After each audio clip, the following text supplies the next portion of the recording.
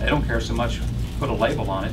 That's what they'd like to see happen across the country. Governor, can I ask you about the immigration ad that you're running and the proposal you have in your book, From Hope to Higher Ground, which you wrote, I guess, about a year ago. You talked about basically the pathway to citizenship. It was pretty similar to what Bush had proposed, and questioned the ability to go rounding up 12 million people. Your new proposal basically sounds like a complete reversal, where you do want to round up 12 million people. Is this a reversal? If so, how do you justify, basically, based on what you wrote just a year ago? No, it's not a reversal, because I still don't believe we can round people up, and that's why in our plan we don't call for the government to go rounding anybody up. We call, in essence, for people to voluntarily make their way back to their home country.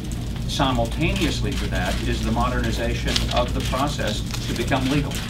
Now, if that doesn't happen, then the voluntary part of it won't work at all. It'll be a disaster.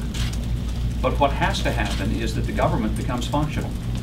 Let's face it, the immigration crisis is only a crisis because government has miserably failed both to secure a border and to create a modern, reasonable system for that to happen. But in your book, you wrote that they should pay a reasonable fine, admission of guilt for the past infraction, be put on a pathway toward legal status and citizenship. There's nothing about sending them back to their own country.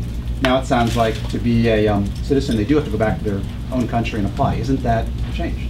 Well, that pathway is going to take them back. I mean, when we looked at this issue more realistically, and particularly in light of the fact that American people do not want someone getting in front of a line, and whether it's the traffic line getting out of a football stadium, or it's the line checking out of a supermarket, people don't like others to cut in front of them. And I think one thing we became very clear with as a country, Americans aren't going to be willing to settle for any plan that allows those who have broken the law to get in front of those who have stood in line for a long time to keep it.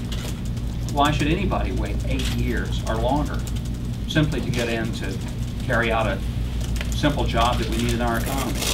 Part of what I think our plan does, it really does accomplish an opportunity for people to get it done right. We don't have questions on them anymore.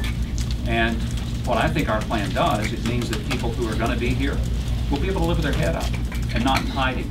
No American citizen has to live in hiding, and no person here legally ought to be in hiding and ought to have their head down, ought to have their head up. So it is a change from what you wrote, is that correct? I just want to be absolutely clear.